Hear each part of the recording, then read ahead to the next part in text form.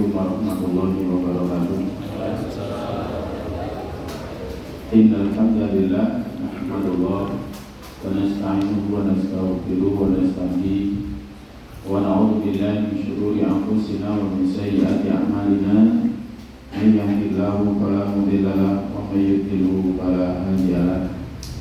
Asyhadu an la ilaha illallah wahdahu la syarika lahu wa asyhadu anna Muhammadan abduhu wa rasuluhu la nabiyya wa la rasula ba'da.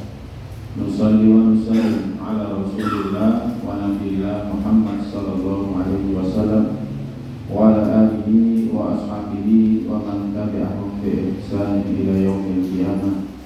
Amma ba'd, qala Allah ta'ala fi kitabil karim, a'udzu billahi minasyaitonir rajim. Ya ayyuhalladzina amanu taqullaha haqqa tuqatih wa la tamutunna illa wa antum muslimun. Ayat. Alhamdulillah, kita kembali dipertemukan oleh Allah Ta'ala di salah satu rumahnya untuk mengkaji tentang perjalanan hidup utusannya Nabi kita Muhammad Sallallahu Alaihi Wasallam, pemberian yang sangat mahal, yakni taufiknya, sehingga kita menyingkirkan segala kesibukan dunia kita untuk melakukan ini semua, yang mana banyak sekali fadilahnya. Seperti kita berharap bahwa jalan kita di surga, jalan kita menuju surga dilapangkan, dimudahkan oleh Allah Ta'ala. Kita berharap juga mendapatkan doa para malaikat yang mendoakan orang-orang yang senantiasa berkumpul dalam halaqah-halaqah zikir, majelis-majelis ilmu. Kita juga berharap mendapatkan sakinah, kita juga berharap mendapatkan rahmat dan lain sebagainya. Yang itu Allah SWT berikan kepada hamba-hambanya yang berada dalam majelis-majelis ilmu yang mengkaji firman Allah Ta'ala dan sabda-sabda Rasulnya. Maka ini semuanya adalah kita mensyukurinya dan terus berharap agar kita istiqomah ngaji sampai mati, mencari ilmu sampai mati, seperti yang dikatakan Imam Ahmad, ya kan, ditanya sampai kapan kau mencari ilmu, yang mengatakan ila an adkhulal qabr, sampai aku masuk yang kubur. Lalu salawat serta salam adalah senantiasa kita sampaikan kepada junjungan kita Nabi Muhammad Sallallahu Alaihi Wasallam, yang seluruh perjalanan hidupnya adalah uswah, yang dalam kita mengikutinya. Semoga dengan kita mengikuti beliau Sallallahu Alaihi Wasallam, kelak kita tidak terhalang untuk bertemu dengannya di teladannya, kemudian menjadi air teladannya. Para jamaah, kita melanjutkan masih halaman 20, yakni tentang dakwah sirriyah. Selanjutnya Rasulullah Sallallahu Alaihi Wasallam berdakwah secara sembunyi-sembunyi. Dikatakan sembunyi-sembunyi di sini mengingat tempat para sahabat, pengikutnya, dan orang-orang yang mereka ajak masuk Islam itu bersifat sangat rahasia. Jadi sangat rahasia. Ya, jadi tidak ada yang tahu. Ya, kecuali orang-orang tertentu yang didakwahi oleh Nabi SAW. Sudah banyak yang beriman kepada Rasulullah, namun mereka masih menyembunyikan keislaman mereka. Karena jika satu saja urusan mereka terungkap, maka dia akan menghadapi berbagai macam siksaan yang keras dari orang kafir hingga dia murtad dari agama Islam. Nah, ini terjadi selama 3 tahun. Jadi dakwah sirriyah ini terjadi selama 3 tahun. Bahwa Nabi SAW mengawali dakwahnya itu kepada orang yang paling dekat dengan beliau SAW. Kenapa Nabi SAW mengawali dakwahnya dengan sirriyah? Karena kita semuanya tahu bahwa Makkah itu pusat agamanya orang Arab.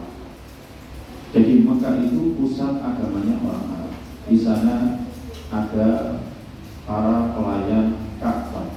Di sana ada para pengurus Ka'bah, juga pengurus berhala, yang ngurusi berhala, yang ngurusi sesembahan-sesembahan mereka, ya kan? Dan dalam tanda kutip di sana juga sumber kehidupan mereka. Ya, selain daripada tentunya mereka hidup dari berdagang. Nah, maka untuk memperbaiki tentu lebih berat jika dibandingkan memperbaiki masyarakat sekitar sana. Memperbaiki masyarakat di Mekah itu lebih berat daripada memperbaiki masyarakat yang berada di sekitar Mekah. Makanya kita lihat setelah Nabi SAW hijrah dari Mekah ke Madinah, ya kan, dakwah itu berkembang pesat.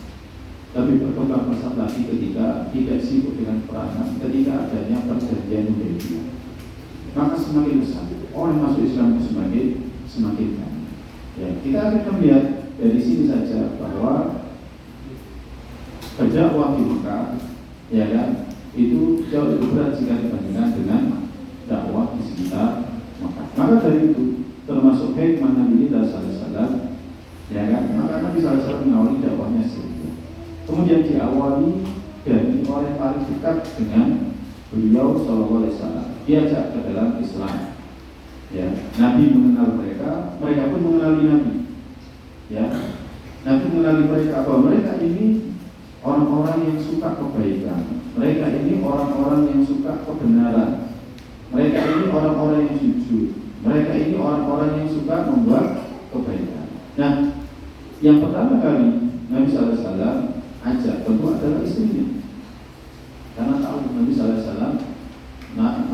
tahu Khadijah ini orang yang lembut, orang yang kasih sayang, ya kan, orang yang lembut. Ya, kita bisa melihat kemarin pada saat Nabi SAW mendapatkan wahyu yang pertama, bukannya Khadijah memarahinya, tapi justru menenangkannya. Ya, bagaimana coba kalau sekiranya orang itu bukan Khadijah, kita berangan-angan. Ya, orang itu bukan Khadijah, bukan orang lembut, mesti dimarahi, ya kan? Karena sering kali meninggalkan istrinya, menyendiri di buah jeruk. Kenapa? Bukan seperti itu. Tapi karena Khadijah tahu paham suaminya orang yang baik, dia sendiri juga orang yang lembut. Makanya akhirnya keadaan ini saling menguatkan satu dengan yang lainnya. Makanya Khadijah beriman. Yang pertama kali dari kalangan manusia beriman itu adalah Khadijah. Kemudian berikutnya itu adalah budaknya yang telah dia merdekakan, yakni Zaid bin Harithah bin Syaraf al-Kalbi. Ya, Zaid bin Harithah ini aslinya adalah orang yang merdeka. Jadi dia aslinya adalah orang yang merdeka, tapi kemudian dia dirompak, ya, dirampok atau dibegal, akhirnya dia dijual, akhirnya dia menjadi budak. Dulu perbudakan itu bisa berawal dari pembegalan. Jadi ketika seorang itu dibegal, ya, kemudian dirampas hartanya, kemudian dia dijadikan tawanan. Kalau kita ingat kisahnya Nabi Yusuf alaihissalam, ya, Nabi Yusuf alaihissalam kita semuanya tahu orang itu merdeka, tapi kemudian karena dia ditemukan, akhirnya dia dijual, akhirnya menjadi budak. Ya, jadi menjadi budak sama. Jadi harta juga seperti itu.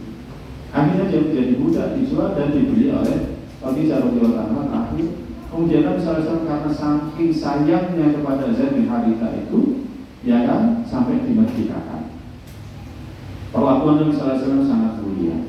Sampai akhirnya suatu ketika bapaknya Zaid bin Harithah, yakni Harithah bin Syaraf ini al-Kalbi, itu menemukan, nangis, saking bahagianya karena lama tidak ketemu sama anaknya, ya kan, terpisah. Kalau zaman dulu, ya kan, orang terpisah dari orang tuanya, ditemukan orang jadi budak. Kalau sekarang kan enggak.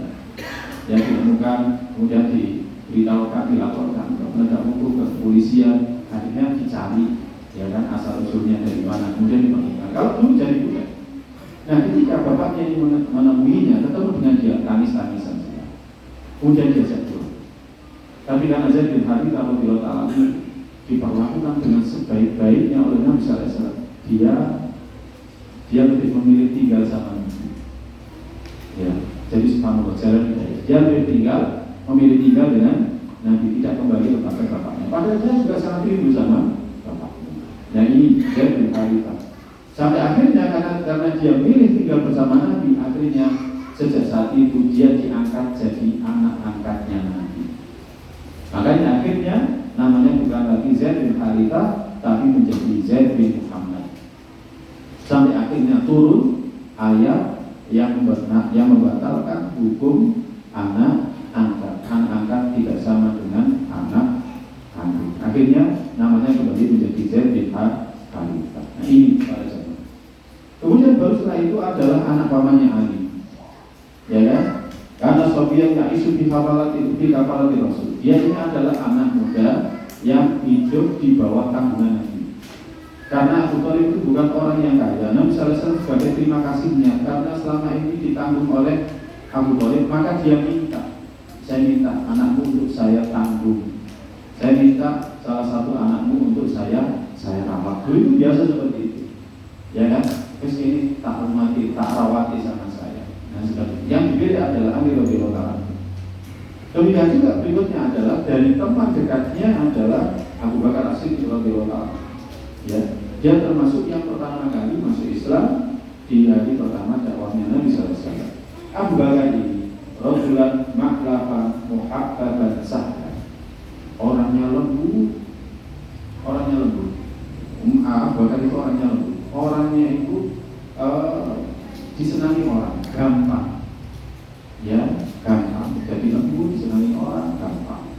Ya, lembut. Sampai Aisyah pernah mengatakan, ya, Abu Bakar jangan dijadikan imam, karena kalau dijadikan imam mesti nangisan. Ya, orang nangis saja berarti hatinya lembut. Kalau nggak pernah nangis berarti orangnya hatinya keras. Tapi kalau laki-laki biasanya nggak mudah nangis di depan istrinya, gengsi. Ya kan? Nah, Abu Bakar itu orangnya lembut, makanya dia akhirnya bisa menerima Allah. Kita tahu Nabi SAW itu hak benar, ya kan? Dia juga gampangan, ya. Dia punya akhlak dan dikenal oleh orang-orang. Nah, akhirnya melalui jalurnya Abu Bakar Siddiq radhiyallahu anhu ini banyak orang-orang masuk Islam. Karena apa? Muamalahnya Abu Bakar itu luar biasa. Orangnya lembut, gampangan, disenangi orang, gitu kan? Banyak yang masuk Islam melalui tangan beliau. Ya, di antaranya adalah Utsman bin Affan radhiyallahu anhu. Kemudian ada juga Zubair bin Al-Awwam, ada juga Abdurrahman bin Auf. Notabene mereka semuanya ini adalah orang-orang yang berdagang sama seperti Abu Bakar, ya. Tapi mereka ini adalah teman-teman Abu Bakar dan tahu amalnya Abu Bakar, orang yang lembut. Kemudian mereka juga tahu yang dibawa itu adalah benar. Sa'ad bin Abi Waqqas, kemudian Thalhah bin Ubaidillah, ya. Mereka inilah 8 orang, ya, yang masuk Islam di gelombang pertama. 8 orang, ya, yang masuk Islam di gelombang pertama. Nah, kemudian baru setelah itu ada termasuk gelombang pertama. Ya, setelah itu ada yang lainnya, yakni seperti Bilal bin Rabah radhiyallahu anhu. Ya, jadi Bilal bin Rabah. Ya, kita tahu kisahnya. Mungkin nanti setelah ngaji kisah sirahnya nanti kita ngaji sirahnya para sahabat. Kemudian ada Abu Ubaidah bin Amir bin Al-Jarrah. Abu Ubaidah Amir bin Al-Jarrah, yang salah satu sahabat yang mulia. Ya, kemudian ada Abu Salamah yang nanti istrinya dia meninggal, kemudian karena istrinya berada di tempat yang jauh, hijrah bersama beliau radhiyallahu anhu, akhirnya dinikahi oleh Nabi sallallahu alaihi wasallam, Ummu Salamah. Ada Al-Arqam bin Abil Arqam yang rumahnya dijadikan tempat dakwahnya Nabi sallallahu alaihi wasallam. Ada Utsman bin Mas'ud dan 2 saudaranya, Udamah dan Abdullah. Ada Ubaidah bin Al-Harith bin Al-Muttalib bin Abdi Manaf. Ada Sa'id bin Zaid Al-Adwi. Kemudian ada juga istrinya Fatimah binti Al-Khattab. Jadi Fatimah binti Al-Khattab, ya, saudarinya Umar bin Khattab radhiyallahu anhu, ini termasuk orang-orang masuk Islam gelombang pertama. Ya. Kemudian ada juga Khabbab bin Al-Arq. Ya, Khabbab bin Al-Arq yang doanya itu dijabai. Ya, ketika mereka ini dikirim oleh Nabi sallallahu alaihi wasallam kemudian dikhianati. Ya, kemudian Khabbab bin Al-Arq ketika mau dibunuh, dia berdoa dan doanya dijabai. Ya Allah, jangan Engkau kuasakan mereka bisa menyentuh jasadku. Akhirnya mereka tidak bisa menyentuh jasadnya Khabbab bin Al-Arq. Salah satu panggilannya beliau. Ada juga Abdullah bin Mas'ud Al-Hudali. Ya, dia akhirnya menjadi salah satu ulama kalangan sahabat, Abdullah bin Mas'ud.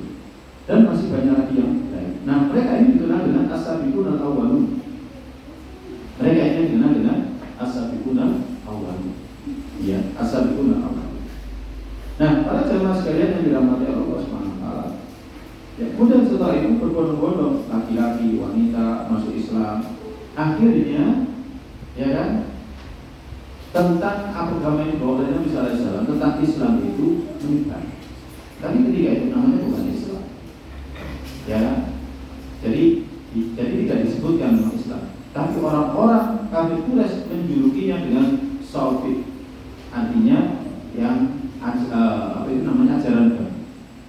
Jadi ajaran yang mereka tidak kenal, ya kan? Sampai akhirnya pada pertemuan selanjutnya, akhirnya mereka dinamai dengan Muslim sama muslimin. Sebagaimana Allah menyebutkan tentang perkataan Abdullah bin Salam, dia menamai kalian adalah Muslim.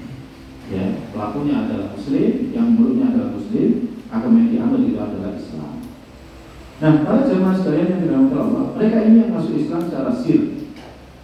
Nabi Sallallahu Alaihi Wasallam sering berkumpul dengan mereka, yang akan menyampaikan agama kepada mereka dengan sembunyi-sembunyi. Ya, karena dakwah ketika itu adalah individu dan dilakukan secara sir.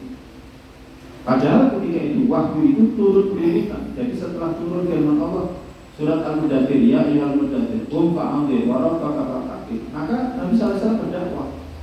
Ya, dan setelah turun surat itu sering turun surat-surat yang lainnya. Ya, di mana surat-suratnya itu pendek-pendek, ya kan? Punya susunan yang sangat indah, intonasinya, sajaknya juga sangat memikat, ya kan? Akhirnya ini yang membuat mereka orang-orang generasi awal menerima dakwah Islam itu bisa menerima. Ya, jadi pertengahan juz amma yang kedua, kan suratnya pendek-pendek, ya kan? Kemudian isinya sajaknya, susunan katanya itu memikat, jadi memikat hati. Jadi orang yang hatinya lembut, orang yang hatinya halus itu mudah terbawa, akan gampang terbawa dengan surat-surat yang itu. Apalagi kalau paham maknanya. Ya, kalau orang Arab jelas paham maknanya. Kalau kita dibacakan berulang-ulang Al-Qari'ah, Mal-Qari'ah, yaitu surat Al-Qari'ah. Tapi kalau kita paham bahasa Arab, ya kan, susunan katanya itu Al-Qari'ah, Mal-Qari'ah, wa ma adraka mal-Qari'ah, yauma yaqumun nasu kal farasil mabthus wa takunu jibalu kal indil manfus. Jadi akhirannya itu betapa indahnya, ya. Maka bagi orang-orang Arab ini sesuatu yang sangat indah dan mereka tahu, ya kan, kandungannya dalam, nggak ada manusia yang bisa membuat seindah itu. Dan suasana ketika itu sangat cocok. Jadi suasana ketika itu sangat cocok. Orang yang ingin membersihkan hatinya itu kan sangat cocok dengan surat-surat pendek ini. Ya, akhirnya mereka ketika turun, ya, surat-surat pendek dari surat-surat juz amma itu, ya kan, hati mereka itu terbawa. Ya, mereka diingatkan kehidupan akhir. Kita ini hidup bukan hanya untuk di dunia, tapi ada kehidupan yang jauh lebih panjang dalam kehidupan akhir nanti. Setelah kehidupan dunia ada kehidupan yang lebih panjang. Makanya di surat-surat juz amma itu kan banyak membahas tentang kehidupan akhir. Ya, seperti Al-Qari'ah, ya kan. Kemudian at-takatsur, alhamdulillah takatsur, hatta zurtumul maqabir. Kalian berbangga-bangga dengan banyaknya at-takatsur, mencari dunia, menumpuk-numpuk harta itu membuat kalian malu. Hatta zurtumul maqabir, sampai kalian masuk ke liang kubur. Ya, kalau sahabat jangan seperti itu, karena kalian nanti akan tahu. Nah, jadi hati itu ketika itu dibawa untuk membersihkan diri kita. Jadi kita dibawa untuk membersihkan diri kita, hati kita. Jangan seperti itu. Ada kehidupan yang jauh lebih baik, lebih luas daripada kehidupan dunia. Makanya kebanyakan sahabat yang masuk Islam di awal-awal ini tersentuh dengan ini semuanya. Ya, tersentuh dengan ini semuanya. Ya, jadi banyak kandungan untuk membersihkan hati, ya kan. Kemudian mengingatkan kehidupan dunia, ya kan, bahwa kehidupan dunia itu bukanlah kehidupan yang sebenarnya. Kemudian dijelaskan tentang surga, neraka, walaupun secara global, ya kan. Dan ketika disampaikan surga dan neraka, sampai pun para sahabat yang masuk Islam generasi awal itu seolah-olah melihat surga dan neraka itu di hadapan mata mereka. Jadi Nabi SAW kalau menyampaikan firman Allah, Nabi SAW kalau menyampaikan hadis-hadisnya kepada para sahabat tentang surga dan neraka, seolah-olah mereka itu melihat surga di depan mata mereka, seolah-olah mereka itu melihat neraka di depan mata mereka. Itu seperti itu. Itu yang akhirnya menumbuhkan di dada mereka ya kan ketakutan kepada neraka, harapan kepada surga, hidup tidak orientasi dengan kehidupan seperti itu. Ya, makanya para jamaah, kalau kita tahu sirah seperti ini, kalau kita tahu sirah seperti ini, ya kan, maka ini salah satu tahapan penting kalau kita mau mencari ilmu, ya kan, akidah dikuatkan. Akidah tentang apa? Tentang tauhidullah. Akidah tentang apa? Tentang hari akhir. Itu harus ditanakan itu. Ya, substansi dakwahnya Nabi ketika berada di Mekah itu dua, tauhidullah, mengingatkan daripada syirik, ya kan, kemudian mengajak kepada tauhid, kemudian yang kedua mengingatkan kehidupan akhir, bahwa kita hidup, ya kan, bukan untuk kehidupan ini saja, tapi ada kehidupan akhir, ya kan. Makanya seperti yang kemarin kita sampaikan, bumpa ambil, bangkit, dikatakan, ingatkan dari apa tadi syirik, dampaknya apa? Nanti dalam kehidupan akhir, ya kan, nanti dalam kehidupan, bumpa ambil. Orang bakal kafir, akrob mengagukan, wajib bakal kafir, dan seterusnya. Ini para jemaah sekalian yang dirahmati Allah. Kemudian pada masa 3 tahun dakwah Syria ini, Nabi SAW juga sholat. Ya, Ibnu Hajar mengatakan, karena qabla Isra yusolli bid'an, bukan dari ashabu. Sebelum peristiwa Isra Mi'raj, Nabi SAW itu juga sholat, ya kan, juga sholat. Demikian juga para sahabatnya, tetapi mereka berbeda pendapat, ya. Jadi mereka berbeda pendapat. Bagaimana sholat mereka sebelum diperintahkan sholat 5 waktu? Ada yang mengatakan mereka sholat hanya di 2 waktu, ketika terbitnya matahari dan ketika terbenamnya matahari. Ya, ini yang dikatakan oleh Ibnu Hajar, ya, dalam kitabnya.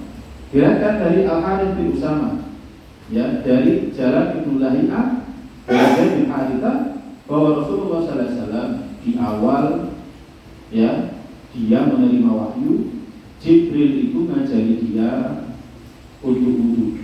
Jadi diajari untuk wudu, ya kan. Maka tatkala selesai wudu, ya kan, kemudian diajari juga untuk membersihkan kemaluannya. Jadi membersihkan, ya, tempat buang air kecil ataupun buang air besar, diajari istinja. Karena apa? Karena sebelumnya kan Allah berfirman dalam surat Al-Mudaththir, ya ayyuhal mudaththir qum fa'anzir wa rabbaka fakabir wa thiyabaka fatahhir. Jadi sejak awal itu diingatkan pakaian itu sucikan. Tapi bagaimana cara mensucikan? Ya, mensucikan sesuai dengan kebiasaan, tapi akhirnya diajari sebagaimana disebutkan dalam riwayat ini. Para jemaah sekalian yang dirahmati Allah SWT, Ibnu Isa menyebutkan Nabi dan para sahabat kalau datang waktu sholat maka mereka pergi ke lembah-lembah, ya, mereka menyembunyikan sholat mereka dari kaum mereka. Ya, suatu ketika Abu Thalib itu melihat Ali bin Abi Thalib sholat, melihat Nabi SAW dan Abi Thalib sholat, kemudian diomongi, ya kan. Tetapi ketika mengetahui urusan daripada Nabi SAW, apa yang dibawa oleh Nabi SAW, akhirnya Abu Thalib pun mendiamkan, ya, membiarkan. Ini para jemaah sekalian yang dirahmati Allah. Sampai akhirnya hal ini mulai kedengaran secara umum di kalangan orang-orang Quraisy, ya kan. Tapi mereka tidak mempermasalahkan. Jadi akhirnya banyak yang mengetahui, oh ini ada orang-orang sholat tapi tidak mau di sini, mereka sholatnya kelembar, ya kan. Mereka kumpul di rumahnya ini dan lain sebagainya, di rumahnya Al-Rum dan Al-Rum, ya kan. Mereka tidak perlu masalahkan karena ketika itu dakwahnya secara sirriyah. Kemudian yang gak kalah penting, ya kan, dakwahnya tidak jahiliyah. Kemudian yang gak kalah penting, tidak nyerang, ya, tidak nyerang. Bahasa kita tidak nyerang. Ya, kalau nyerang, nah itu baru. Nyerangnya bagaimana? Ketika Nabi SAW mengingkari berhala-berhalanya orang-orang kafir. Nah, selanjutnya adalah dakwah secara terang-terangan, halaman 21.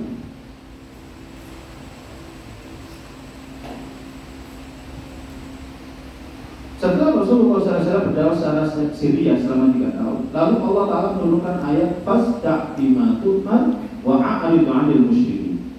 Maka sampaikan olehmu secara terang-terangan, ya kan, apa yang kau diperintahkan dan berpalinglah dari orang musyrik. Ya, sejak turun ayat ini, Al-Hijr ayat 44, maka dakwahnya Nabi frontal. Ya, dakwahnya Nabi SAW frontal. Nah, tapi sebelum itu turun firman Allah kalau dalam kitab Al-Maktum, Al-Maktum disebutkan sebelum turun ayat ini turun ayat yang lainnya, yakni surat Asy-Syu'ara ayat 214. Allah berfirman, wa anzir ashiratakal aqrabin. Berikanlah peringatan kepada kerabatmu terdekat. Ya, jadi berikanlah peringatan kepada kerabatmu terdekat. Nah, para jamaah sekalian yang dirahmati Allah Subhanahu wa taala, selain daripada turunnya ayat ini atau turun surat-surat pendek, ya, Nabi sallallahu alaihi wasallam juga mendapatkan firman Allah perihal kisahnya Nabi Musa. Dalam surat Asy-Syu'ara itu kan ada kisahnya Nabi Musa. Ya, ada kisahnya Nabi Musa. Nah, seolah-olah apa yang dialami oleh Nabi Muhammad SAW, apa yang dialami oleh Nabi Musa nanti juga akan dialami oleh Nabi SAW. Jadi nanti akan dialami oleh Nabi Muhammad SAW. Disebutkan dalam kitab Al-Maktum, ya kan, bahwa kisahnya Nabi Musa mulai dari pertama dia akan menjadi seorang nabi, kemudian hijrah bersama Bani Israel, kemudian Allah menyelamatkan mereka dari Fir'aun dan kaumnya, Allah membinasakan Fir'aun dan keluarganya, ya kan, pengikutnya. Ya, kisah ini dihadapkan di hadapan Nabi Sallallahu Alaihi Wasallam dan para sahabat. Ya, seolah-olah Allah SWT ingin gambarkan bahwa proses dakwahmu nanti seperti ini. Yang kamu alami nanti, yang dialami oleh Musa nanti kamu juga akan mengalami. Apa yang nanti kamu alami seperti yang Allah Ta'ala kisahkan tentang Nabi Musa kepadamu. Jadi seolah-olah seperti itu. Ya. Nah, ini diantara rincian yang datang kepada Nabi Sallallahu Alaihi Wasallam, sehingga Nabi Sallallahu Alaihi Wasallam mengawali dakwahnya itu mulai dari, ya, mulai dakwahnya itu mulai saat ini. Ketika Nabi Musa mendapatkan wahyu, kemudian dia diperintahkan untuk berdakwah kepada Fir'aun, kemudian dia diperintahkan untuk secara terang-terangan menghadapi Fir'aun, frontal terhadap Fir'aun. Nabi Sallallahu Alaihi Wasallam nanti juga akan mengalami fase seperti ini. Ya, sehingga sedari awal, ya, makanya dikatakan rincian ini liyakun amamahu amma ashabi namudajan, agar menjadi contoh teladan bagi Nabi, bagi para sahabatnya, ya kan, apa yang akan mereka dapatkan, ya, perihal penentangan kaumnya, ya kan, perihal gangguan dari kaumnya ketika mereka menjaharkan dakwah mereka. Jadi menjadikan dakwah mereka itu terang-terangan. Ya. Agar Nabi Sallallahu Alaihi Wasallam juga ketika melakukan dakwah itu di atas petunjuk, di atas basirah, seperti halnya Nabi Musa. Nabi Musa kan mendapatkan petunjuk untuk dakwahnya, disuruh pergi kepada Fir'aun, menghadapi Fir'aun. Nabi Musa beralasan, aku telah membunuh seseorang dari mereka. Ya, Nabi Musa mengaku kalau dia sekarang dicari-cari, dari dulu dicari-cari, mau ditegakkan hukum atasnya karena dia melakukan pembunuhan terhadap orang putih. Bagaimana saya disuruh balik? Seperti itu. Ya, jadi seolah Nabi kita SAW diberitahukan bahwa yang nanti akan dia lakukan, yaitu seperti yang dilakukan oleh Nabi Musa. Tapi nanti endingnya sama. Jadi nanti akhirnya adalah sama. Makanya para jemaah dari peristiwa ini, ya, kita itu juga perlu mengkaji, ya kan, sejarah ataupun kisahnya para nabi, para rasul. Sebagaimana halnya Allah SWT mengisahkan para nabi, para rasul kepada Nabi Muhammad. Nabi Muhammad saja disuruh meneladani kisahnya para nabi, para rasul. Maka apalagi kita? Ya. Tapi sekarang hampir tidak ada kajian tentang kisah para nabi, tidak ada. Saya lihat di kajian-kajian itu isinya yang paling datang sirah nabi, sirah nabawiyah. Kemudian setelah itu ada sirah sahabat. Nanti kita tingkatkan, ya. Tapi tidak tahu berapa lama lagi, ya kan? Ini kajiannya 1 bulan 1 kali, ya nggak selesai. Tapi maksud saya, para jemaah nggak cukup, perlu baca kisahnya para nabi.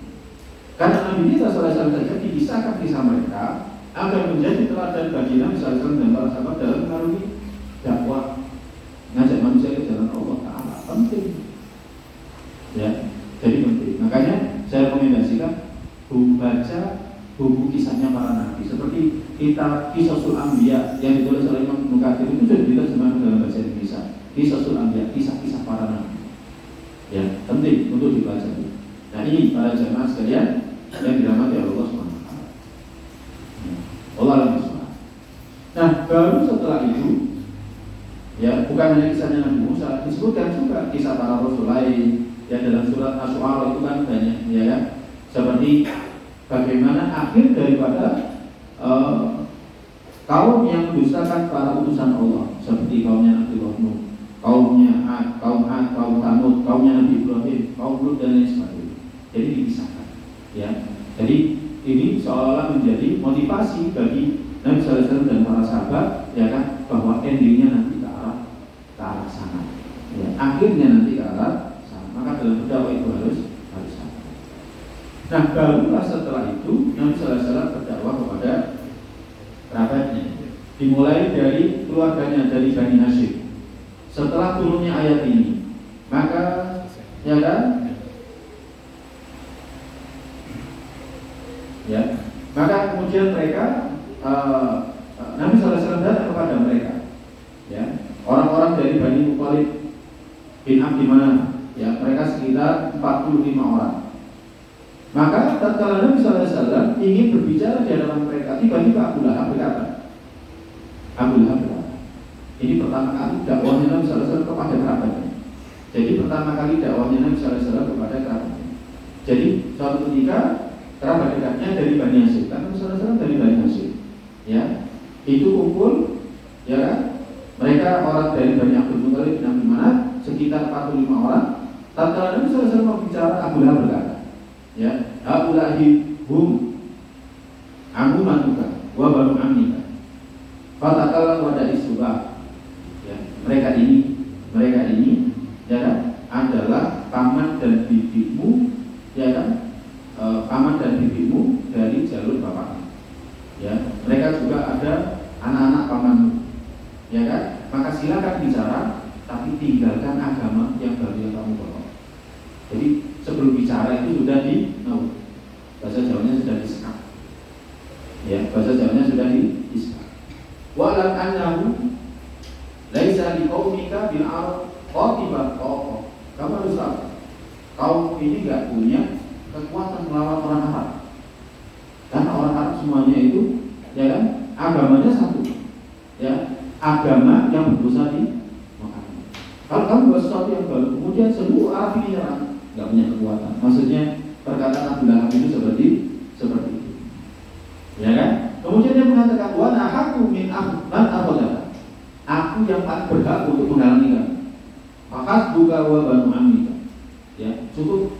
Ya kan, wa banu amika. Cukup. Yang ikuti agama baru ini kamu dan anak-anakmu saja. Yang lain tidak boleh. Karena kalau kayak gitu nanti kira kemudian yang ada di sini, keluargamu ini, Bani Hashim ini akan berhadapan dengan seluruh orang-orang yang berada di Jazirah. Ya, jadi Abu Lahab dari awal sudah ngomong seperti itu. Kita tahu sendiri Abu Lahab ini adalah pamannya Nabi. Ya, dia adalah pamannya. Ya, in aqamta ala ma anta alaihi fa huwa aisar alaihi. Kalau kamu tetap bersikuku seperti itu masih gampang bagi mereka. Ya kan? Daripada, ya kan, semua orang Quraisy itu memusuhi. Ya, kemudian orang-orang Arab juga memusuhi. Nah, ini akhirnya dari omongannya Abu Lahab dan selesai. Jadi dari omongannya Abu Lahab akhirnya Nabi Sallallahu Alaihi Wasallam tidak bicara di majelis itu. Padahal Nabi Sallallahu Alaihi Wasallam sudah diberitakan wa ambil hasil otaka al-Qur'an. Ya, ini para jemaah yang dirahmati Allah. Kemudian setelah itu Nabi Sallallahu Alaihi Wasallam mengajak mereka untuk yang kedua kali. Ya, ini disebutkan dalam Al-Kamil yang ditulis oleh Ibnu Athir. Nabi Sallallahu Alaihi Wasallam ketika mengajak mereka kemudian berbicara, alhamdulillah, ahmadu wa asta'inu wa uminu bihi wa tawakkal alaihi. Segala puji bagi Allah, aku memujinya, aku mohon pertolongan kepadanya, aku percaya kepadanya, aku tawakal kepadanya. Asyhadu an la ilaha illallah wahdahu la syarika lahu. Aku bersaksi tidak ada yang berhak disembah kecuali Allah semata, tidak ada sekutu baginya. Ketika Nabi sallallahu alaihi wasallam bersabda dengan sabda seperti ini, orang paham. Paham apa? Nabi dari dulu itu gak suka sama berhala. Kita sudah bahas. Nabi dari dulu gak suka sama. Yang berhak disembah itu hanya Allah semata, tidak ada sekutu baginya. Ya kan? Kemudian Nabi SAW bersabda, Inna ra'ita yubatiku anhu, wallahi alla la ilaha illa. Pemimpin itu gak akan membohongi keluarganya demi Allah, yang tidak ada yang berhak disembah kecuali dia. Ini Rasulullah ilaikum khasatan. Aku ini utusan Allah yang diutus kepada kalian khususnya, wa ila nasi amatan, dan kepada manusia seluruhnya. Jadi Nabi SAW baru ketika itu ngomong terang-terangan, ya kan? Saya bersaksi tidak ada yang berhak disembah selain Allah, dan Nabi mengatakan, demi Allah, sesungguhnya aku utusan Allah kepada kalian khususnya dan kepada manusia umumnya. La tamutunna kama ta'lamun. Nabi SAW bersabda, kalian akan benar-benar mati seperti kalian tidur. Walatum atunna kama tastayqidu. Kalian nanti akan dibangkitkan seperti kalian bangun dari tidur. Disadarkan Nabi SAW. Walatum hasibunna bima ta'malu. Dan kalian betul-betul akan dihisab dengan apa yang kalian kerjakan. Wa innahal jannatu abadan awin naru abadan. Nanti di kehidupan akhir ketika kalian dibangkitkan, ya kan, yang ada itu adalah surga abadi selama-lamanya dan neraka abadi selama-lamanya. Nah, ketika Nabi SAW bersabda dengan sabda seperti ini, Abu Thalib berkata, ya kan, ma'ahabu ilaina mu'awanatuka, ya kan. Abu Thalib mengatakan, alangkah senangnya sekiranya kami bisa menolongmu. Wa abana li nasihatika, kami menerima nasihatmu. Wa asyhadu tasdiqan li hadithika, dan kami benar-benar membenarkan ucapanmu. Wa haula'i banu abika mustami'un, ini anak-anak, ya kan, dari bapak-bapak semuanya kumpul. Wa inna ma ahadun ghayani asrahu ila marqibi. Aku salah satu dari mereka. Hanya saja aku memenuhi apa yang kau cintai. Fa'amil lima amarta. Sudah lakukan yang kamu diperintahkan. Jadi langsung dibagi sama itu. Kemudian ketika itu adalah ya pemimpin orang-orang. Jadi kita bilang kami alama lima amarta. Sudah lakukan saja. Teruskan yang kamu diperintah. Ya kan? Kemudian dia mengatakan, Wallahi la azalu ahuduka wa amna'uka. Demi Allah, aku akan senantiasa melindungimu, menjaga. Aku akan senantiasa menjaga. Walau ada nasi la tutawi'uni ala firaqi dini. Hanya saja aku masih tidak bisa meninggalkan agamanya Abu Thalib. Jadi azam dari pamannya Abu Thalib, ya kan, akan membela, akan mendukung dakwahnya Nabi Sallallahu Alaihi Wasallam. Dia mengatakan, hanya saja aku tidak kuasa, tidak kuat untuk meninggalkan ajarannya Abdul Muthalib. Ya, maka kemudian di pertemuan kedua itu Abu Lahab berkata, Abu Lahab adiknya Abu Thalib, ya kan? Ini antar pamannya Nabi sendiri kira-kira. Ya. Ada wallahi as-sau'ah, ini demi Allah aib besarnya keluarga Abdul Muthalib. Ya kan? Hudu ala yadayhi qabla ya'khudha walakum. Cegah dia sebelum yang lain nanti mencegahnya. Ya kan? Maka Abu Thalib mengatakan, wallahi la namna'ahu ma baqi. Demi Allah kami akan jaga dia selama kami masih hidup. Kalau seperti ini kira-kira kita ikut siapa? Pas hidup saat itu kira-kira ikut siapa? Ikut Abu Jahal atau ikut Abu Thalib atau ikut Nabi? Ya bisa dibayangkan. Ya. Makanya kita harus bersyukur. Kita jauh dari masanya Nabi, kita mendapatkan hidayah. Kita harus bersyukur. Karena kalau ketika itu kita hidup pada masa itu, belum tentu kita berada di jalannya Nabi. Ya kan? Mereka tokoh-tokohnya saja berselisih. Ya, Abu Thalib pamannya Nabi, pemimpin Quraisy. Dia nggak mau meninggalkan agama nenek moyangnya Abdul Muthalib. Ya kan? Kemudian Abu Lahab memusuhi Nabi SAW. Kita kira-kira ketika itu ikut siapa? Misalkan itu Muhammad, benar. Kira-kira kita ikut Muhammad, kita kuat mengikuti ajarannya Nabi Muhammad SAW. Ketika itu banyak mendapatkan siksaan, ya seperti Yasir itu kan disiksa sampai akhirnya meninggal. Sumayyah ibunya Ammar bin Yasir disiksa, syahida pertama dalam Islam. Ya kan? Jadi ya makanya kalau kita baca sirah seperti ini, kemudian kita bandingkan dengan kita, ya kan? Alhamdulillah. Kita kan mengatakan segala puji bagi Allah yang berikan kepada kita mendapatkan hidayah, kita jauh dari masa mereka, tapi kita mendapatkan hidayah. Kalau kita misalkan berharap saya ingin hidup di masa awal Nabi Sallallahu Alaihi Wasallam berdakwah, kira-kira kita berada di barisannya Nabi atau di barisannya Abu Lahab? Ya, ini kalimat jamaah sekalian yang kita. Makanya dengan mempelajari kisah ini, kita akan banyak bersyukur kepada Allah apapun keadaannya. Ya, apapun keadaan. Nah, baru setelah itu dilanjutkan di sini di bukunya, buku ini. Pada suatu hari Rasulullah SAW berdiri di atas bukit Safa memanggil suku Quraisy, hingga orang-orang pun mengerumuninya.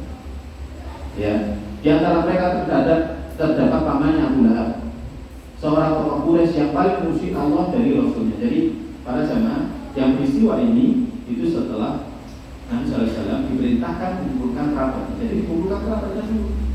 Wa ambil hasil al-takal al-akomi, dikumpulkan kerabatnya, baru kemudian peristiwanya ini yang terjadi di Bukit Safa. Bukit Safa itu kalau kita mau sa'i, ya, jadi yang dekat dengan Ka'bah itulah Safa. Ya, jadi Nabi SAW dari tempat itu, dan itu kan tinggi. Jadi ketika Nabi SAW memanggil, siapapun yang memanggil di tempat itu akan mudah kedengaran. Ya, akan mudah kedengaran. Di antara mereka ada Abu Lahab, tokoh Quraisy yang paling musuhi Allah dan Rasulnya. Ya, pamannya Nabi sendiri. Ya, tatkala orang berkumpul, dia bersabda, bagaimana pendapat kalian? Ya kan? Seandainya saya beritahukan kalian bahwa di balik gunung ini ada musuh yang menanti kalian, apakah kalian akan mempercayai saya? Ya. Saya bacakan saja, nanti silakan yang ada di sini dibaca oleh para jamaah. Saya bacakan yang bersumber dari kitab Al-Maktum. Akhirnya Nabi SAW, ya, setelah yakin dengan janji pamannya bahwa pamannya ini akan bela, jadi akan bela, akan menguati, ya, disuruh Nabi SAW disuruh melanjutkan dakwahnya, lanjutkan saja, ya kan, apa yang kamu diperintah lanjutkan, kerjakan, nanti akan dibela. Akhirnya Nabi SAW berdiri di Bukit Safa dan mengatakan, ya Safa, dan itu biasanya masih ya Safa. Kata-kata ya Safa itu adalah ungkapan, ya kan, yang mengingatkan orang-orang agar segera kumpul bahwa ada serangan mendadak. Jadi kata-kata Safa, kalau antum buka di kamus bahasa Arab, Safa itu adalah ungkapan yang diungkapkan untuk mengingatkan suatu kaum perihal datangnya serangan secara mendadak dari kaum yang lain. Ya. Akhirnya bersama ilaihi yatufu butuh Quraisy. Akhirnya orang-orang Quraisy itu kumpul semuanya ketika Nabi Sallallahu Alaihi Wasallam berdakwah, memanggil. Ya. Nabi Sallallahu Alaihi Wasallam mengajak mereka kepada tauhid, iman kepada risalahnya, iman kepada hari akhir. Diriwayatkan oleh Imam Bukhari. Ya. Sebagaimana kisah ini diriwayatkan oleh Ibnu Abbas. Tatkala turun wa ambil hasil al-Aqabi, Nabi Sallallahu Alaihi Wasallam naik ke Bukit Safa. Kemudian teriak, ya Bani Fihr, ya Bani Adi, wahai turunan Fihr, wahai turunan Adi, yang mana ini adalah kabilah-kabilah di bawah Bani Hashim, ya, atau kabilah-kabilah yang berada di suku Quraisy, ya kan? Sampai akhirnya mereka semuanya kumpul. Akhirnya tidak ada seorang yang tidak hadir. Kalau misalkan mereka tidak bisa hadir, maka mereka akan membutuhkan keputusan untuk lihat ada apa, ada informasi apa. Ada informasi apa? Biasanya kalau ada orang teriak di Bukit Safa itu memanggil, mesti ada informasi penting. Jadi mesti ada informasi penting. Akhirnya Abu Lahab dan orang Quraisy datang. Nabi SAW bersabda ketika itu, Ara'aitakum, ya, Ara'aitukum lau akhbartukum anna khairat bil wadi turidu antariu alaih. Menurut kalian, kalau aku beritahu kepada kalian bahwa di lembah balik bukit ini itu ada pasukan yang akan menyerang kalian secara tiba-tiba, aku utusan ini, apakah kalian percaya itu? Mereka semuanya sepakat mengatakan, nah, majarot alaiya illa sidq. Kami tidak pernah mengetahui anda kecuali anda itu orangnya jujur. Maka kemudian saya bersabda, Pak ini nadhirun lakum baina yaday adabin syadid. Sesungguhnya aku ingatkan kalian bahwa di depan nanti ada adab yang pedih. Maksudnya di depan itu apa? Ya, kita nanti kalau mati di sana itu ada siksa. Ya, di kubur ada siksa, dalam kehidupan akhir kita dibangkitkan ada siksa. Maka ini salah satu dakwah penting. Substansi dakwah penting itu salah satu. Ya kan? Ingatkan tentang kehidupan alam barzakh, ingatkan tentang kehidupan akhir, ingatkan tentang siksa kubur, ingatkan tentang siksa neraka. Ya. Saya isi ngajar seperti ini, ada yang pernah bilang itu, Ustaz, jadi ada isi ngajar kok menerima dari siksa. Saya kan ngaji kitab takdir seperti yang dulu. Saya juga ngaji di beberapa tempat yang lain. Itu ada yang jadi kalau saya nyampaikan itu, jadi dia ketakutan sendiri. Sampai ada yang nggak mau ngaji, nggak mau ngaji karena ketakutan, ya kan? Nah, padahal Nabi SAW memang substansi dakwahnya salah satunya ini adalah ingatkan apa? Ingatkan tentang adab yang pedih. Nabi bersabda, "Fa inni nadhirun lakum baina yaday adzab syadid." Sesungguhnya aku ingatkan kalian dengan adanya adab yang pedih di depan. Maka Abu Lahab komentar ketika itu, "Tabballaka sa'irul yaum." Celaka kamu seharian. Ada jabatan, apakah untuk urusan ini kamu kumpulkan? Kita akhirnya turun firman Allah surat terjaga bilabi watab, ya kan? Nah ini, para jemaah itu bertanya, apa sih hikmahnya surat Al-Lahab? Kan hanya menceritakan Abu Lahab. Apa hikmah daripada surat ini? Surat ini adalah nubuahnya Nabi. Jadi surat ini adalah surat yang menunjukkan bahwa Nabi itu memang Nabi. Apa maksudnya? Bahwa Abu Lahab itu sampai mati nggak pernah menerima Islam. Itu nubuahnya. Ya, kalau para jemaah baca tafsir akan tahu. Jadi surat ini nubuahnya bahwa tabbat yada Abi Lahab wa tabba. Ya, celakalah kedua tangan Abu Lahab. Wa tabba, dan benar-benar celaka. Ya, termasuk istrinya. Sampai akhirnya nggak menerima Islam. Beda dengan tokoh-tokoh Quraisy yang lain. Umayyah bin Khalaf itu sampai akhirnya juga masuk Islam. Ya kan? Dia salah satu tokohnya Umayyah bin Khalaf ya. Itu pemiliknya Bilal bin Rabah kalau tidak salah itu. Dia masuk Islam. Kapan? Peristiwa Fathu Mekah. Ketika dia mau melarikan diri, lari ke Jeddah. Ya kan? Dia melarikan diri, lari ke Jeddah. Mau naik kapal. Kemudian ada yang memberikan jaminan keamanan. Kemudian Umayyah bin Khalaf ditawari, coba masuk Islam, berikan. Dia minta, aku minta tenggang waktu 2 bulan. Nabi SAW mengatakan, tak berikan waktu tenggang 4 bulan. Ya, dia nggak mengerti, tidak termasuk orang yang untuk dieksekusi ketika peristiwa Fathu Mekah. Tapi dia akhirnya masuk Islam. Nabi Muhammad. Ya kan, Abu Sufyan akhirnya masuk Islam. Banyak tokoh-tokoh Quraisy. Ya, Ikrimah bin Abi Jahal akhirnya juga masuk Islam. Anaknya Abu Jahal. Tapi dia masuk Islam. Ya, ketika dia melarikan diri, kemudian istrinya minta jaminan keamanan, kemudian istrinya nyusul ke Yaman. Ya, akhirnya kemudian dibawa ke Nabi Sallallahu Alaihi Wasallam di Mekah, akhirnya dia masuk Islam dan menjadi sahabat yang mulia. Nah, jadi seperti itu. Jadi ketika Abu Lahab mengatakan seperti itu, maka turun firman Allah, tabbat yada Abi Lahab wa tabba. Nah, ini para jamaah sekalian yang dirahmati oleh Allah Taala. Termasuk saya. Baik, silakan ada kisah lebih dulu sebelum nanti saya lanjutkan dari situ. Apa itu?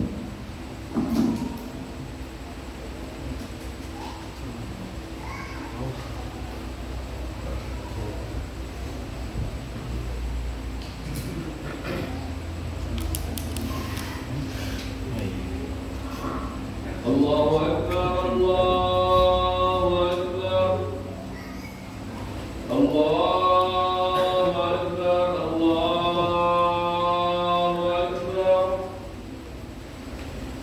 Asyhadu an la ilaha illallah.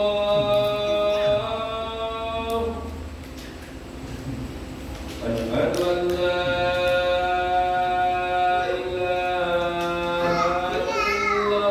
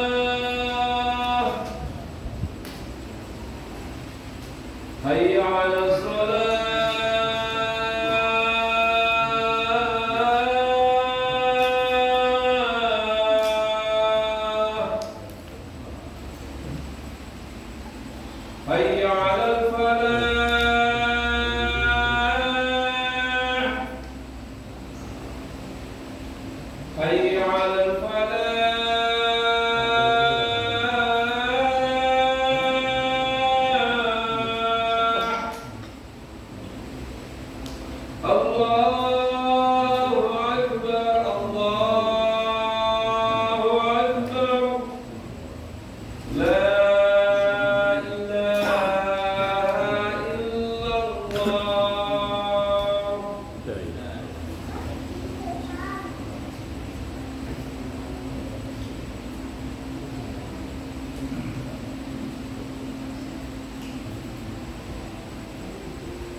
Baik, kita lanjutkan sambil menunggu waktu sholat. Akhirnya Nabi SAW terus senantiasa mengangkat suaranya, mengajak manusia, ya kan, ke dalam agama tauhid, mentauhidkan Allah Subhanahu wa taala. Sampai akhirnya turun firman Allah, "Fasda bima tu'mar wa a'rid 'anil musyrikin." Fasda, nampakkan secara terang-terangan. Maksudnya ini frontal. Ya, sudah frontal aja sekali. Dengan apa yang kau diperintah, wa a'rid 'anil musyrikin, dan berpaling dari orang-orang musyrik. Akhirnya Nabi SAW dakwahnya itu senantiasa saja, ya, frontal. Ada orang kumpul di dakwah, ya, ada orang kumpul di dakwah. Tempat mereka kumpul, mereka jagongan di dakwah.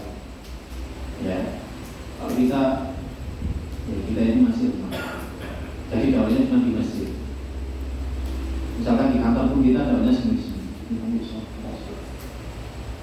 Gak pernah mengatakan, berhenti semuanya sholat. Kan gak pernah. Ya, kecuali kalau misalkan di militer itu ada teman dia di militer itu, Ustaz, kalau komandannya itu ahli sholat, senang. Berhenti semuanya sholat. Ya, nah sholat gak berani. Jadi sampai kerucut-kerucutnya itu pada sholat semua. Lihat sholat itu disuruh masuk ke salokan. Dan cerita sendiri. Jadi ada bawahnya itu gak sholat, lari gitu, disuruh masuk salokan. Ya. Tapi kita kalau pernah dakwah seperti itu, ya kita lemah, ya kita lemah. Karena kita dakwah juga ditakut-takuti sama setan. Oh jangan, itu urusan privat, itu urusan pribadi. Akhirnya jangan pelan-pelan, ya sholat. Ya masih mending. Ya nggak penting itu, bos sholat urusan pribadi, kita sholat sendiri. Asalnya kan kita diberitakan ini dakwah. Makanya paling tidak ya kita ajak orang-orang itu untuk melaksanakan perintah Allah membelakan. Jadi Nabi itu diperintahkan fasda bima tu'mar wa a'rid 'anil musyrikin. Jadi ya kan, sampaikan secara terang-terangan apa yang telah diperintah dan berpalinglah dari orang musyrik. Akhirnya Nabi mendatangi tempat kumpulnya mereka, ya tempat nongkrongnya mereka. Nabi membacakan kepada mereka kitabullah. Kalau sebelumnya kitabullah itu dibacakan di rumahnya ala mungkin Nabi Al-Qur'an. Dibacakan pada saat ada orang tanya, dibacakan. Tapi sejak saat itu tidak, ya kan? Nah, Nabi SAW juga senantiasa mengatakan apa yang dikatakan para rasul, ya, di mana para rasul mengatakan, ya qaumi ibudullaha ma lakum min ilahin ghairu. Kaumku, sembahlah Allah saja, kalian tidak punya sembah selain. Patung-patung, maksudnya apa? Patung-patung itu tidak layak disembah, berhala itu tidak layak disembah. Itu sudah umum di masyarakat Arab ketika itu. Nyembah patung itu umum. Patung bukan hanya di sekitar Ka'bah yang jumlahnya 300-an lebih, tapi di rumah mereka juga punya patung. Berhala di setiap rumah itu ada. Jadi di setiap rumah itu ada. Saking kesirikan itu benar-benar wajar. Bukan hanya di Ka'bah, bukan hanya di dalamnya Ka'bah, bukan hanya di sekitar Ka'bah, di rumah mereka juga ada. Dan Nabi mengajak, ya qaumi ibudullaha ma lakum min ilahin ghairuh. Baik kamu sembahlah Allah saja, kalian tidak punya sembahan selain dari kami ini. Ya. Nah, ini dan Nabi SAW kalau sebelumnya sholatnya di lembah tadi, ya sholatnya sembunyi-sembunyi, maka sejak saat itu sholatnya langsung di sisi Ka'bah, siang hari, terang-terang.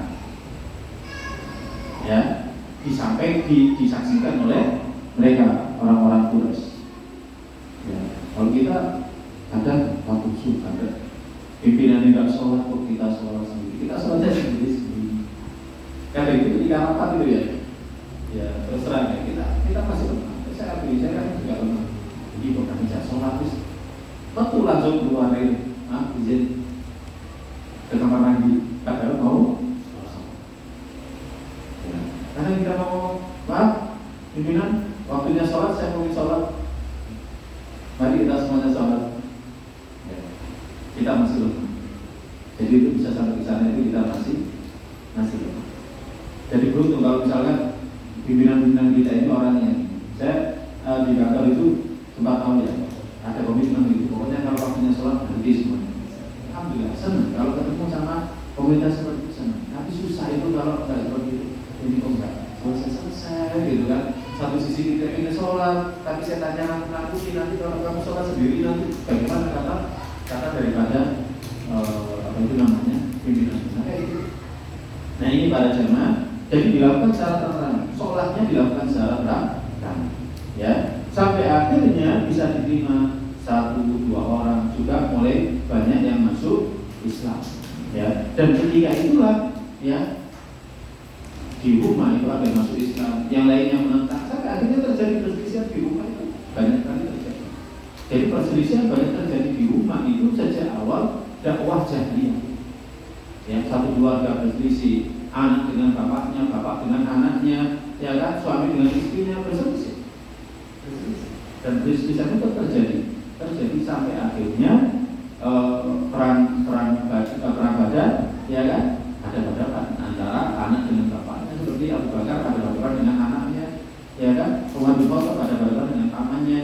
Jadi seperti itu. Bahkan sampai Fatu Mekah pun ada yang seperti itu. Ya kan, khususnya wanita-wanita yang sudah masuk Islam, suaminya belum masuk Islam, masih gegeran. Hingga akhirnya ketika Fatu Mekah semuanya pada masuk Islam. Nah ini para jamaah sekalian yang dirahmati oleh Allah Subhanahu wa taala. Nah, barulah setelah itu lanjut. Akhirnya banyak ya orang Islam itu yang mengalami siksaan. Halaman 23 ya. Dan Nabi SAW tetap melanjutkan dakwah dan mulai secara terang-terangan di tempat-tempat mereka kumpul, ngajak mereka masuk Islam. Bahkan beliau mengatakan sholat di sisi kanan. Sementara itu penyiksaan orang-orang kafir terhadap kaum muslimin semakin bertambah, seperti yang dialami oleh Yasir dan Sumayyah yang akhirnya masih syahid. Kali pertama, ya Yasir dan Sumayyah akhirnya syahid juga anak putra mereka. Ya, bahkan Sumayyah adalah wanita. Nah, begitu pula siksaan yang ditimpakan kepada Umayyah, ditimpakan Umayyah bin Khalaf kepada dan Abu kepada Bilal. Ya, jadi dia diikat, ya seperti halnya binatang itu diikat, kemudian dia diseret, kemudian dia dipanaskan atau dijemur di bawah terik matahari, kemudian diletakkan di perutnya, ya kan, batu yang besar. Ya, karena Umayyah bin Khalaf mendapati bahwa Bilal itu memasuki agama yang baru, ya, masuki ajarannya Nabi Muhammad SAW, itu ajarannya Nabi Muhammad SAW, ya kan? Tapi Bilal menolak meninggalkan agama Islam dan tetap berpegang teguh kepada agama Islam. Akhirnya Bilal keluar kota, dibawa keluar kota dalam keadaan terikat rantai, ya, setelah tubuhnya terletakkan di atas pasir yang barat, diletakkan batu besar di atas dadanya dan kemudian Umayyah beserta para pengikutnya menghujaninya dengan cambuk. Namun Bilal hanya mengatakan ahad, dan ahad. Sebenarnya kalau dalam sirah yang lainnya itu disebutkan ya lebih detail ya. Jadi siksaan para sahabat itu yang dialami para sahabat itu banyak para jamaah. Jadi sangat banyak. Ya. Dan itu kalau kita baca saja, kita baca yang sudah cukup mengiris hati kita. Dan kalau kita bandingkan dengan kita, yakin kita tidak akan tahu. Yakin kita tidak akan tahu. Jadi mengetahui siksanya para sahabat, Ammar bin Yasir itu disiksa, ya kan? Sampai bapaknya Yasir meninggal, Sumayyah juga meninggal, Bilal juga disiksa sampai akhirnya seperti itu. Ya, jadi siksanya berat. Dan kita pun kalau kita bandingkan dengan kita, ya kita nggak akan kuat. Makanya, kenapa sih sebaik-baik generasi seperti sabdanya Nabi SAW, khairul quruni qarni, sebaik-baik generasi itu generasi. Karena apa? Memang mereka ini orang pilihan. Jadi sahabat ini orang pilihan. Ya, maka jangan nggak usah berangan-angan. Saya sekiranya hidup pada masa dulu, malah saya lebih banyak lagi. Saya akan masuk surga lebih dulu daripada yang lainnya. Ya, kalau kita kuat seperti para sahabat, kalau enggak, kita seperti ini saja masih lemah. Ya, sholat juga sering pulang. Ngaji arah kaki. Ya, arah kaki kadang masuk kadang enggak, gitu kan? Kalau mereka, ya, mereka memang orang-orang militan. Ada kajian di rumahnya Al-Qam, yang di Al-Qam datang terus, komitmen mereka kuat. Ya, mereka berani menghadapi siksaan, mereka berani menghadapi apa itu namanya gangguan, mereka frontal. Kalau kita katakan, ojo boleh amannya kan kadang kayak gitu. Ya. Makanya ya ini adalah pelajaran penting bagi kita, ya kan, bahwa mereka ini adalah generasi terbaik. Makanya Nabi SAW bersabda, ya kan, dalam sabda, ya, sekiranya lau amfakta mithla uhudin daban, ya kan, sekiranya kalian itu infak dengan seberat bukit Uhud emas,